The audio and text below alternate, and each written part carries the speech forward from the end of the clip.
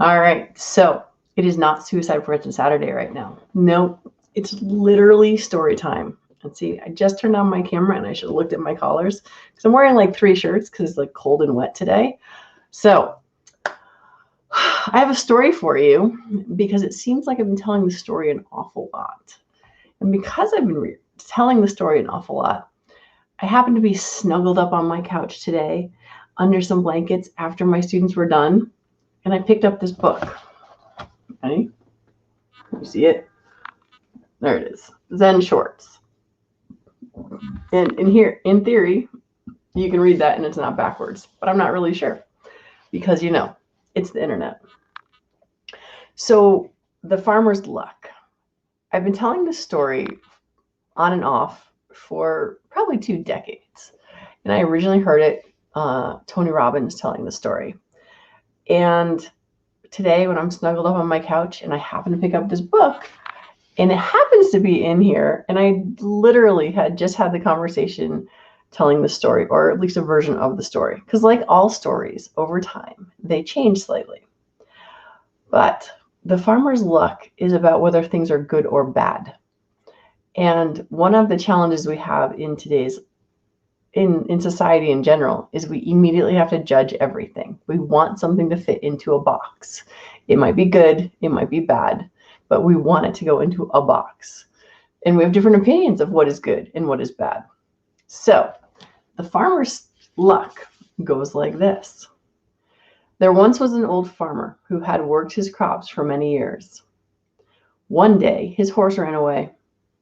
Upon hearing this news, his neighbor came to visit. Such bad luck, they said sympathetically. Maybe, the farmer replied. The next morning, the horse returned, bringing with it 2 other wild horses. Such good luck, the neighbors exclaimed. Maybe, replied the farmer. The following day, his son tried to ride one of the untamed horses and was thrown off and broke his leg. Again, the neighbors came to offer their sympathy on his misfortune. Such bad luck, they said. Maybe, answered the farmer. The day after that, military officials came to the village to draft young men into the army to fight in a war. Seeing that the son's leg was broken, they passed him by. Such good luck, cried his neighbors. Maybe, said the farmer. And that is the end of the farmer's luck. So, why do I tell this story? So many reasons. But number one is we never know if what's currently happening to us is for our best or not for our best. My happiness is actually based in this story, in that when I was a teenager, I was practicing to become an Olympic. I was trying to try out for the Olympic team for freestyle skiing. My father had set me up in a condo in Waterville Valley, New Hampshire. I had my coaches. I'd been training all through high school. I started skiing when I was like 4 or 5 years old, and I was going for the freestyle team.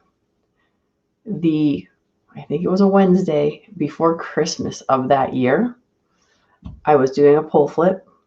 I landed wrong and I blew my knee out. I was so mad, angry, upset. I couldn't believe my one shot at going for the Olympics was just going to be tossed out the window, because in order to get to training camp to apply and a tryout, you had to get so many points for the competition season. And the competition season hadn't even started and I was already done.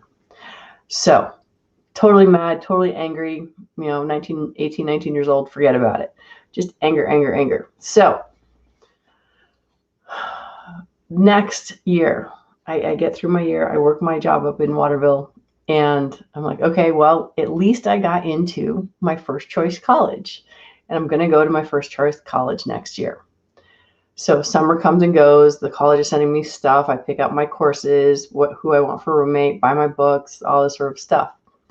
August comes, and my bill comes due, and I call my dad, and I'm like, hey, they need you to pay the tuition. and which my father had said he was going to do. And my dad says, no, I can't do it. And I'm like, what? Because he just bought a truck, by the way. They would have paid for the tuition. But so I was mad about that because I'm like, what in the world? Here are two major things in my life. Totally heartbreaking, totally like, oh, this is the worst thing ever. And what happens? I end up having to go to the local college without being admitted. I'm just auditing classes because I didn't have time. And those two things that seemed like the worst things possible really ended up being some of the best things possible. Because had those two things not occurred, which at the time broke my heart and made me feel like everything was wrong and everything was against me, I would not be sitting here in front of you, having been married to the man of my dreams for 22 years now, 21 years, 22 years, 22 years. I would not have two beautiful children. I probably wouldn't be in the gun industry. I would not be living here in Harwington. I would probably not be here talking to you. And so this is where the farmer's luck comes in. Is it just when you're going through something, it does not mean that it's necessarily bad, even though it feels like crap. So that's the farmer story. Like I said, it just seems like lately I've been telling it a lot. So I just wanted to jump on here on Facebook. And I actually put this on my personal YouTube channel. So if y'all want to see it, because God knows it's near impossible to find anything on Facebook. So there you have it. And if you're watching it, why would I be telling you where you're finding it? So that is that. So I will be back in about half an hour for Suicide Prevention Saturday. But I just really wanted to share the Zen short story of the farmer's luck. Because until tonight, I did not know the name of the parable or the story or whatever it is that you want to call it. And that's kind of it. So for those three of you who are watching, if you thought this was suicide prevention, psych, just kidding. It's just story time. Because I've been wanting to actually read that story forever. And it is very cool. Although, I don't know. Do you want another story? Because I did actually find another story in here that I also tell, that I've heard before. And this one is called A Heavy Load. This is a crank. I'll give you the short version of The Heavy Load. There are two monks walking through a village, and there's a very cranky lady, and she needs help. And the one monk helps the lady, and the lady doesn't say thank you. They continue on their journey for miles and miles and miles until they finally get back to their monastery.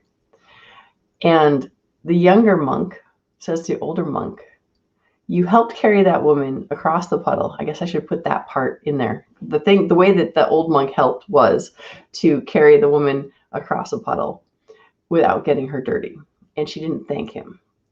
And when they finally got to their destination hours later, and the young monk said to the old monk, you carried that woman.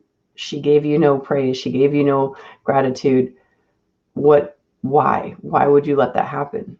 And the older monk's response is simply this: I put the lady down hours ago. Why are you still carrying her? So this goes back to another one of my little things I put up last week, which is take care of you. Do what is right for you. Make sure that what you do matters.